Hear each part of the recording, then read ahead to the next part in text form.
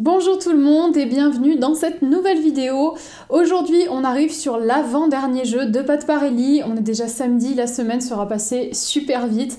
Donc du coup dans cette vidéo on découvre le jeu numéro 6 qui est le jeu du déplacement latéral. Cette fois, le but, ça va être de déplacer les hanches du cheval, puis de déplacer ses épaules, et au fur et à mesure d'arriver à faire les deux simultanément. Du coup, le cheval va se déplacer latéralement, c'est-à-dire sur le côté. C'est un exercice de mobilisation qui demande un petit peu de précision, et ça apprend au cheval à être souple, donc je vous propose de découvrir ça tout de suite. Je commence par regarder si les déplacements des épaules et des hanches sont bien acquis. C'est essentiel pour construire ce nouvel exercice. C'est aussi une façon de connecter Chanel à moi. Je vais ensuite enchaîner les deux simultanément en demandant hanche, épaule et ainsi de suite. J'aide Chanel en tenant sa tête grâce au mousqueton pour la guider et pour limiter le mouvement en avant. C'est le déplacement sur le côté qui nous intéresse.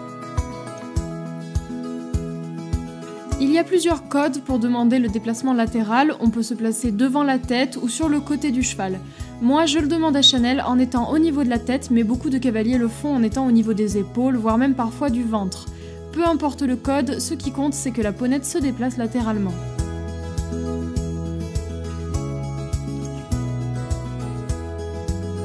Mon stick agit tour à tour sur les épaules et sur les hanches, et quand Chanel fait le bon mouvement, j'agis entre les deux au niveau du passage de sangle pour qu'elle finisse par associer cet endroit de son corps à une demande pour le déplacement latéral.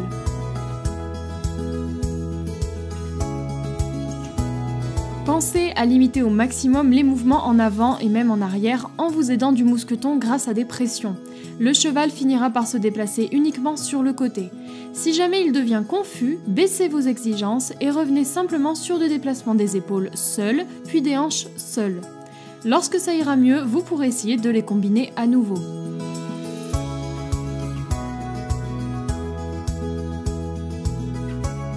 Agir sur la tête, c'est bien parce que ça permet de clarifier la demande et de guider le cheval. C'est excellent pour qu'il apprenne. Mais ne comptez pas trop dessus quand même, sinon vous aurez du mal à le faire en liberté quand vous n'aurez plus de licol pour agir sur la tête. Essayez d'être le plus léger possible et prenez votre temps. Maintenant que Chanel est en liberté, je fais exactement la même chose, mais cette fois ma main sert à lui indiquer la direction. Mon bras est tendu, ce qui aide à limiter le mouvement en avant.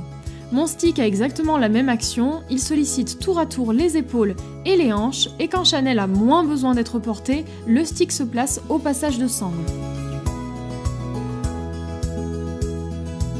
Marcher avec elle l'incite à bouger, ça entretient le mouvement.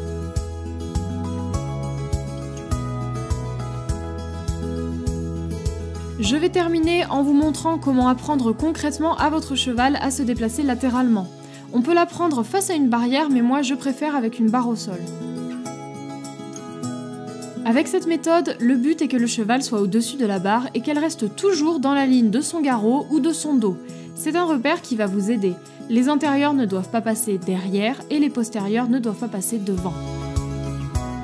Je demande à Chanel successivement de déplacer un peu ses épaules, puis un peu ses hanches, et au fur et à mesure, elle fera les deux en même temps.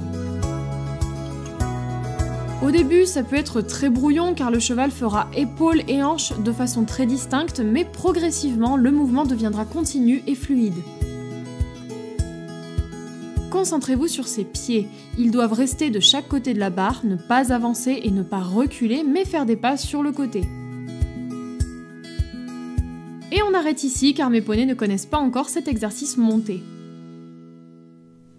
Le déplacement latéral, c'est un exercice qui peut paraître simple mais qui n'est pas toujours évident à mettre en place. Donc si vous voulez l'apprendre à votre cheval, armez-vous de patience et surtout décomposez bien les différentes phases. C'est-à-dire qu'avant tout, il faut vraiment que le déplacement des épaules soit bien acquis, juste lui tout seul, ensuite le déplacement des hanches, et au fur et à mesure, quand vous aurez vraiment bien l'un et l'autre, vous pourrez commencer à essayer de les avoir en même temps et à les combiner. Et puis surtout, un dernier conseil, n'oubliez pas lorsque vous l'apprenez à votre cheval à limiter le plus possible le mouvement en avant parce que moi j'ai eu le cas avec Chanel très souvent lorsqu'on l'apprend aux chevaux, ils ont tendance, oui, à se déplacer latéralement, mais quand même à essayer d'aller en avant, à avoir un mouvement de marche avant.